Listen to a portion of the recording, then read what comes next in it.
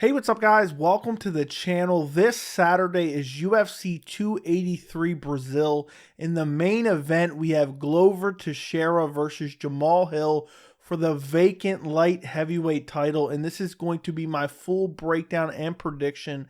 I'm going to be doing a bunch of UFC 283 prediction videos, so make sure you subscribe to the channel and turn on notifications. So this fight between Glover Teixeira versus Jamahal Hill really came out of nowhere. Last month at UFC 282, we were supposed to get Glover Teixeira versus Jiri Prochazka 2 for the light heavyweight title. Jiri Prochazka injures his shoulder. They decide to try to go with Glover Teixeira versus Magomed Ankalaev, who was originally fighting in the co-main event of UFC 282, but Glover Teixeira turns it down. So then the UFC says, okay, you don't want the title fight. Glover Teixeira really just said, I need more time. Can we wait till next month?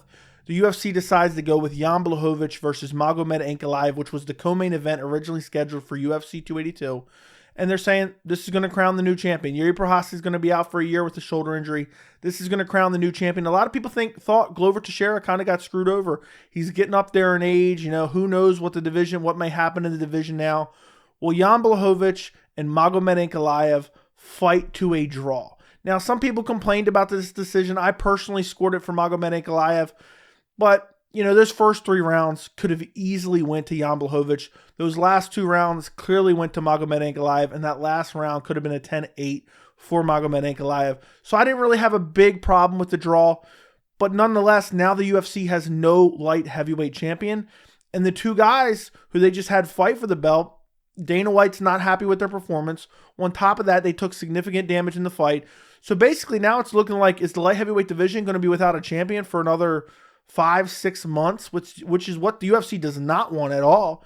Then at the post-fight presser at UFC 282, Dana White announces Glover Teixeira versus Jamahal Hill for the vacant light heavyweight title. And what a weird fight this is. I mean, it's like, who would expect that Jamahal Hill fighting for a light heavyweight title in early 2023? Like, imagine thinking that. Imagine if I told you that back in November of 2022. I'm not saying he's not the next most deserving contender when you go down the line and you realize who's not available right now. I think he is. But it's just weird to see him in a title fight this soon. And for Glover Teixeira, he does deserve this. You know, the Jiri Prochazka fight, which I'm going to talk about here in a minute, was crazy. It deserved to be run back. Unfortunately, we didn't get it. And I feel like Glover Teixeira, I don't blame him for not wanting to take on Magomed Ankalaev on basically, 2 weeks notice, I think it was. I don't blame him, but this is a very important fight for Glover Teixeira. He is getting up there in age. If he doesn't win the belt back here, I don't think he'll have another opportunity. For Jamahal Hill, he's super young still, but he's gotten this massive opportunity. There's still that long list of killers in light heavyweight. He kind of got to leapfrog a lot of them because of this kind of UFC 282 debacle with the draw. And now if he goes out there and beats Glover Teixeira, talk about the most unexpected light heavyweight champion to begin 2023. This is a massive fight. Stylistically, it's striker versus grappler, even though Glover Teixeira is very well-rounded. And this is just such an exciting fight. I wish that it wasn't on short notice for Jamahal Hill. He was supposed to fight in March against Anthony Smith. But nonetheless, he gets the call. He steps in. Apparently Dana White had already called him before, the fighters were even out of the cage at UFC 282 during the main event. Jamahal Hill accepts the fight. He steps in there against Glover Teixeira, who basically has had a full training camp because he had a full training camp training for the December fight at UFC 282. So it's a little bit weird there, but nonetheless, I'm super hyped for this main event. So if you look at the tail of the tape for this fight, you have Glover Teixeira is 33-8. Jamahal Hill, 11-1. Glover is ranked number 2. Hill is ranked number 7. Glover is 43 years old. Hill is 31 years old. Glover is 6'2". Hill is 6'4". Glover has a 76-inch reach, and Jamahal Hill has a 79-inch reach. So a height and reach advantage for Jamahal Hill and a youth advantage. But you look at those records, Glover Teixeira has a massive experience advantage. So if you look at Jamahal Hill, he is 11-1 in his pro MMA career. Of those 11 wins, he has 7 wins by knockout, 4 by decision. Of those 1 losses, he has 1 loss by knockout, which was kind of a submission. We'll talk about it here in a second. His last fight was against Thiago Santos in August of 2022. And in this fight, Jamahal Hill just basically outstruck him for the majority of the fight. and eventually clips him. You know, actually in the fourth round, it was in the fourth round that the stoppage happened.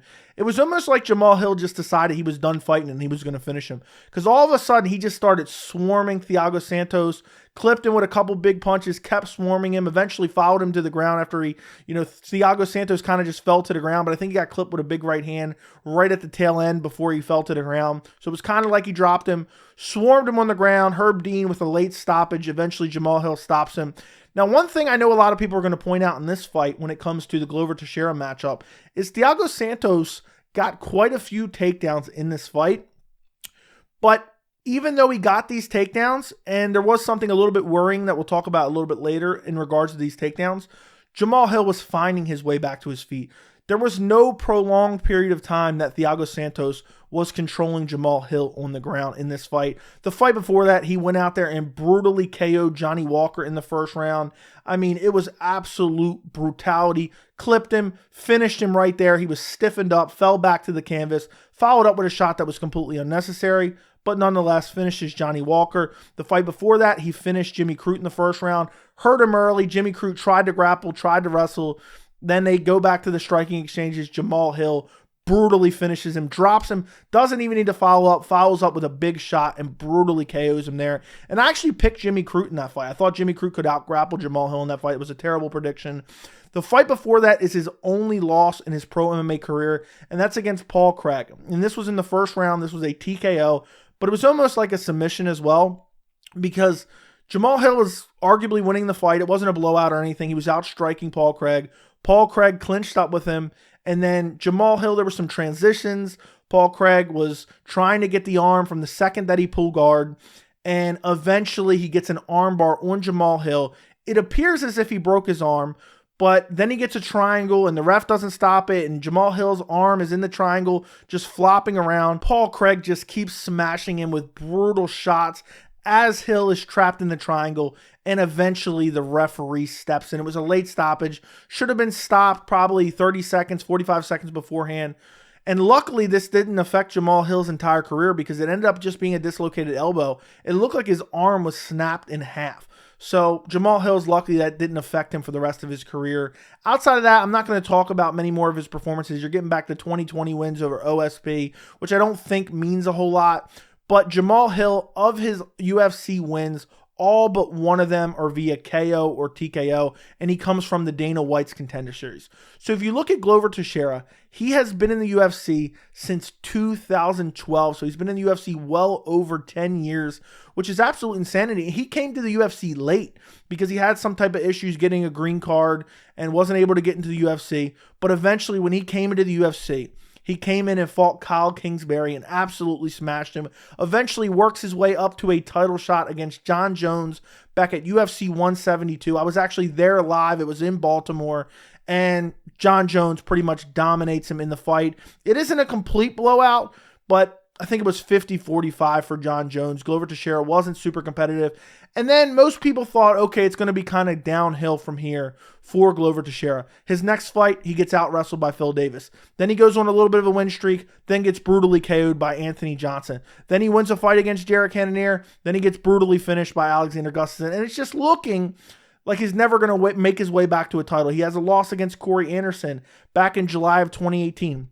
But after that loss to Corey Anderson, he reels off 6 wins against the likes of Thiago Santos, Anthony Smith, Nikita Krylov, which that win has aged rather well.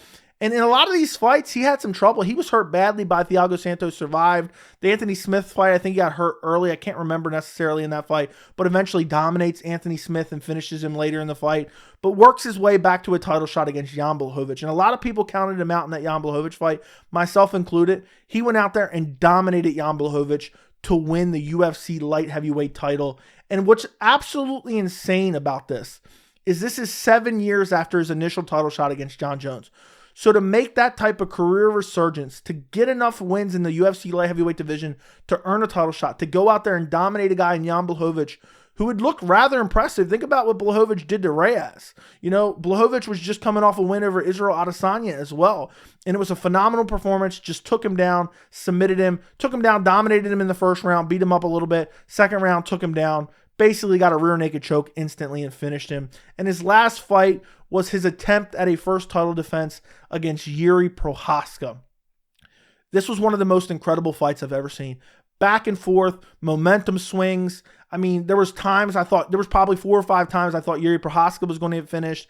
There was times Glover looked like he was about to get finished. It was just an incredible fight. I can't even recap everything that happened in that fight. And we get down to the 5th round in the last minute of the fight. And I don't remember which rounds I scored for what, but Glover Teixeira was going to win on the scorecards.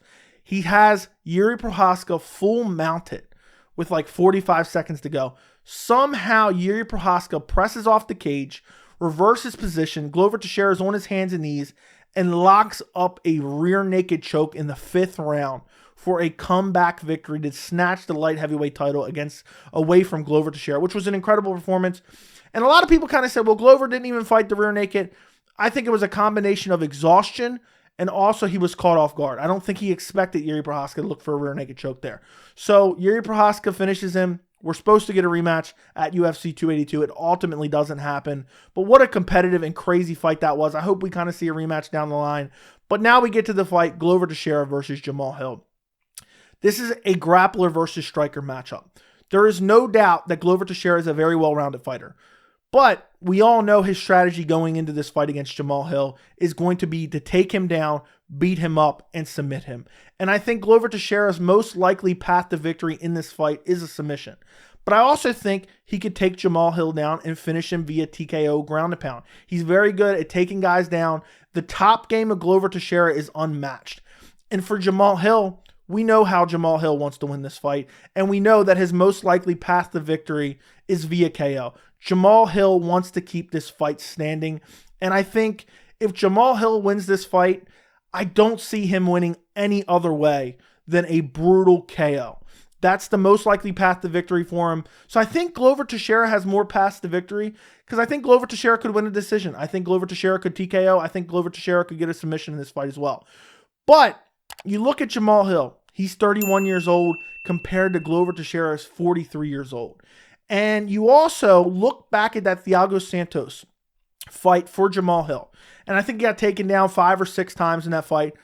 There was no time that Thiago Santos was able to take him down and control him for a long period on the ground. Jamahal Hill immediately fighting back to his feet. I think in the second round, Thiago Santos got 1 takedown in the second round. And literally immediately Jamahal Hill pops right back to his feet. And you look back at some of his previous other fights where he was taken down. I can't remember exactly who against, but I went back and watched some of his older fights.